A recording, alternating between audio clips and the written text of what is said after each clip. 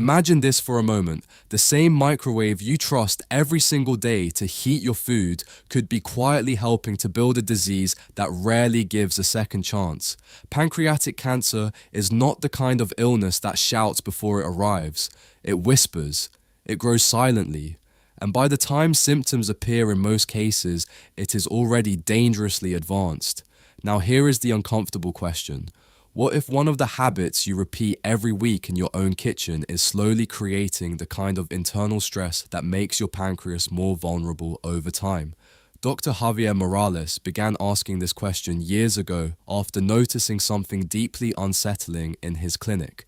Patients in their 40s and 50s, working professionals, homemakers, teachers, people who believed they were eating home-cooked safe meals.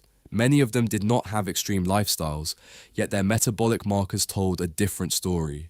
Chronic low-grade inflammation, blood sugar instability, digestive distress that never fully settled. When he examined their daily patterns, one behavior appeared again and again. Repeated reheating of specific leftover foods, not once, not occasionally, but as a weekly routine. Let us be clear. Your microwave is not evil. Leftovers are not poison. The danger is far more subtle than that.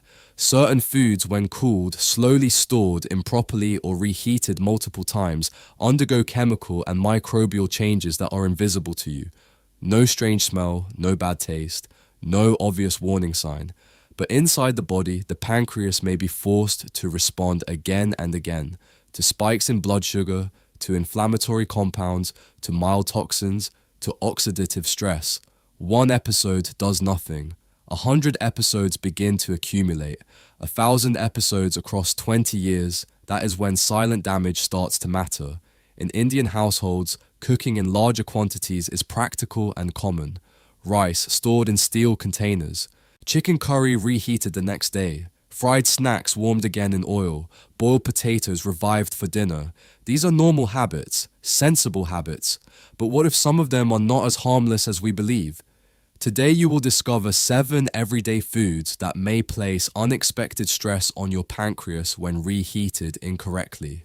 You will understand what changes inside them, why those changes matter, and how to continue enjoying leftovers safely without living in fear.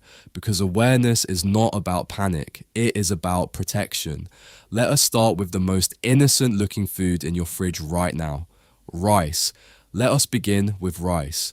In India, rice is not just food, it is comfort, it is routine, it is present at lunch, dinner, and sometimes even breakfast. Most homes cook a slightly larger quantity and store the rest in a steel container inside the refrigerator. Dr. Javier Morales explains that the problem does not begin while the rice is hot and freshly cooked. The risk begins after cooking during the cooling phase. Raw rice naturally contains spores of a bacterium called Bacillus cereus. These spores can survive cooking temperatures. When cooked rice is left at room temperature for too long before refrigeration, those spores can activate and begin multiplying. As they multiply, they produce toxins. Some of these toxins are heat resistant. This means reheating the rice may kill the bacteria, but it may not destroy the toxins already formed. Now imagine this happening repeatedly. Mild digestive irritation, occasional bloating, subtle inflammation in the gut. Not severe enough to send you to hospital, but frequent enough to keep your digestive system under stress. Dr. Morales often speaks about what he calls the gut-pancreas axis. When the gut experiences repeated inflammatory episodes, even low-grade ones, inflammatory signals can travel through the bloodstream. The pancreas, which is highly sensitive to inflammatory stress, becomes part of that response cycle. One episode does not matter, but repeated episodes across years begin to create a biological burden. The solution is simple, but requires discipline. Cool rice quickly within 1 hour of cooking. Spread it in shallow containers instead of deep vessels. Store it properly in the refrigerator. Consume it within 24 hours and reheat only once, ensuring it is steaming hot throughout. Now let us move to potatoes. Potatoes seem harmless. In fact, when cooked and cooled properly, they develop something beneficial called resistant starch. Resistant starch behaves like fiber. It feeds healthy gut bacteria and helps slow down the rise in blood sugar. But when you reheat potatoes aggressively, especially by deep frying again or microwaving at high power, much of that resistant starch breaks down into regular starch. What does that mean for your pancreas? A faster spike in blood sugar. And when blood sugar rises rapidly, the pancreas must release a surge of insulin to bring it down. Occasional spikes are normal, but frequent spikes several times a week for years can contribute to insulin resistance. Over time, the pancreas is forced to work harder and harder to maintain balance. Dr. Morales warns that metabolic stress is rarely dramatic. It builds quietly. Reheated mashed potatoes, refried cutlets, leftover aloo sabzi, warmed repeatedly, small habits, repeated stress, a safer approach. Enjoy cold potato salad when possible. Reheat gently using low heat. Never refry already cooked potatoes in hot oil, because the goal is not to avoid rice or potatoes. It is to avoid placing your pancreas under unnecessary repeated pressure.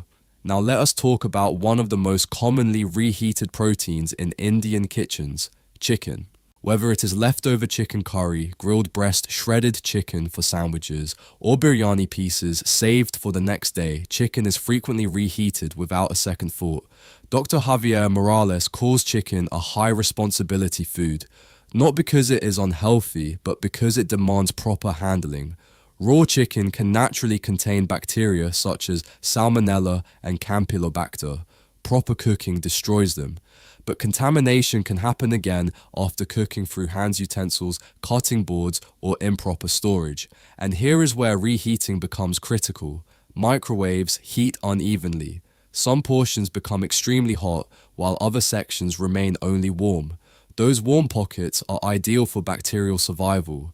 You may think the chicken is hot enough because steam is visible, but inside thicker pieces the temperature may not reach safe levels. Even mild bacterial exposure, not severe enough to cause dramatic food poisoning, can trigger repeated low-grade immune activation. According to Dr. Morales, every time your immune system enters defense mode, inflammatory chemicals circulate in your bloodstream. The pancreas does not operate in isolation. It responds to systemic inflammation. Repeated immune activation over years may contribute to metabolic strain. The solution is straightforward. Cool chicken quickly after cooking. Store it in airtight containers. When reheating, cut it into small uniform pieces. Heat it thoroughly until the internal temperature reaches at least 75 degrees Celsius. Stir midway if using a microwave. Better yet, use a pan on low heat or an oven for more uniform warming. Or consider something simpler. Cold shredded chicken in a salad or whole wheat wrap eliminates reheating risk entirely. Now let us move to something people rarely suspect, mushrooms. Mushrooms are nutritious light and widely used in Indian cooking, but they have a unique characteristic. They are high in moisture and delicate proteins. Once cooked, their structure begins to change quickly during storage. If mushrooms are left at room temperature too long or stored improperly, microbial growth can occur more rapidly compared to many other vegetables.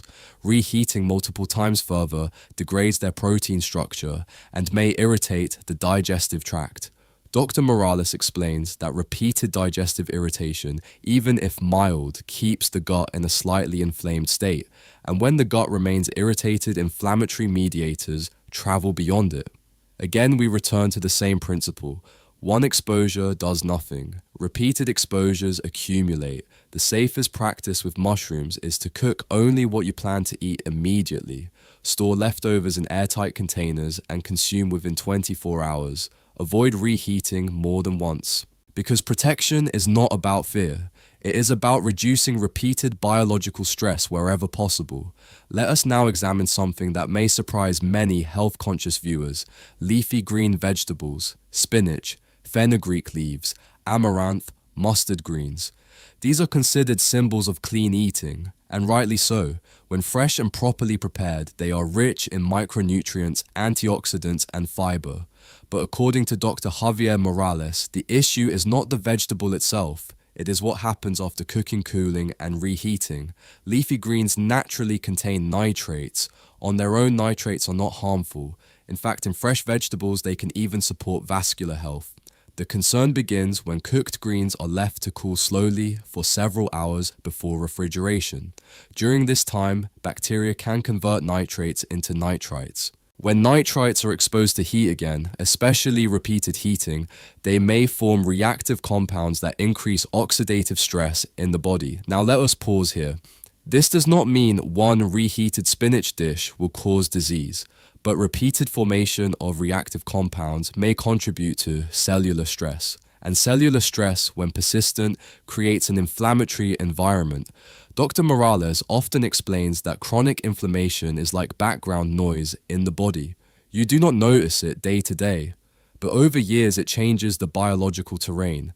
The pancreas, being highly sensitive to oxidative and inflammatory stress, can be affected indirectly.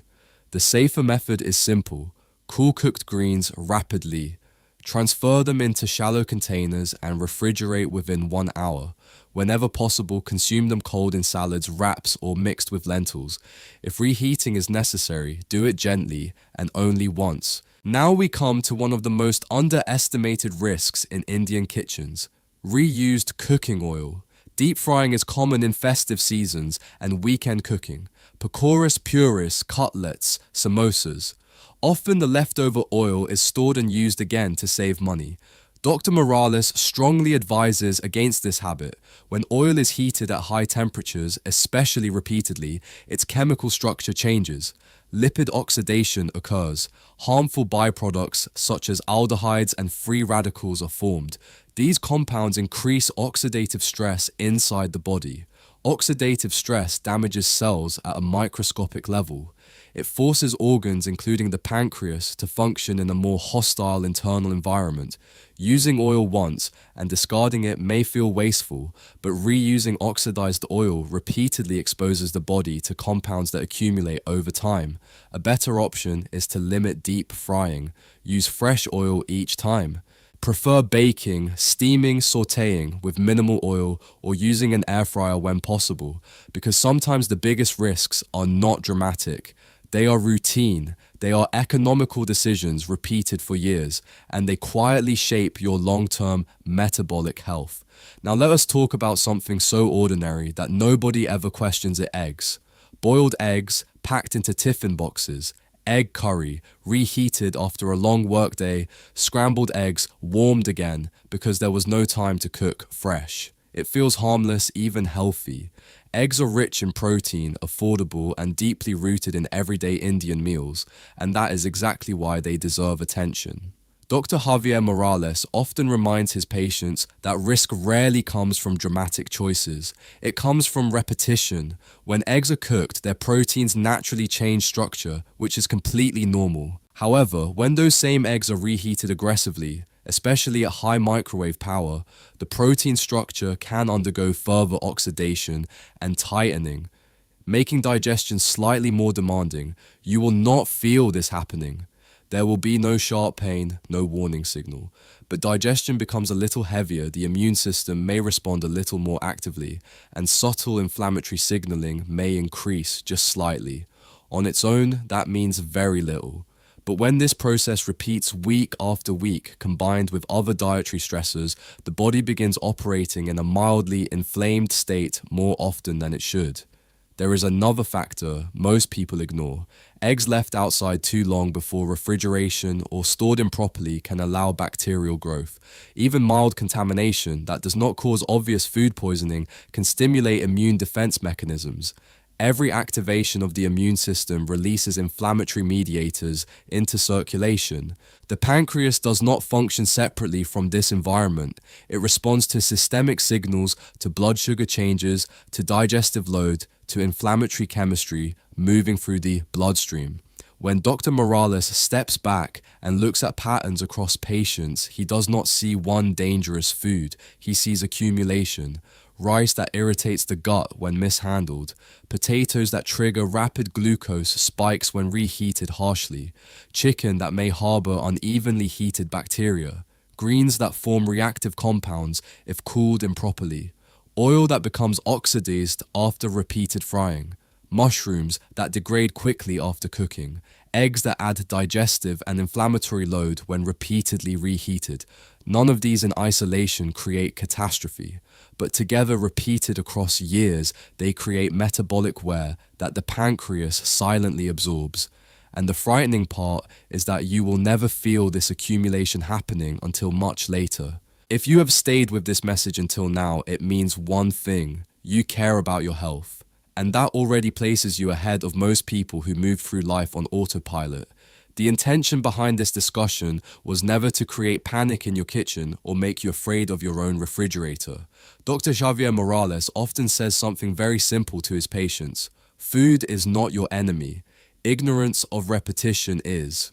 In his personal opinion, what truly damages long-term metabolic health is not a single indulgent meal, not one reheated container of rice, not one batch of fried snacks during a festival. It is the unconscious repetition of small stresses that slowly reshape the body's internal chemistry.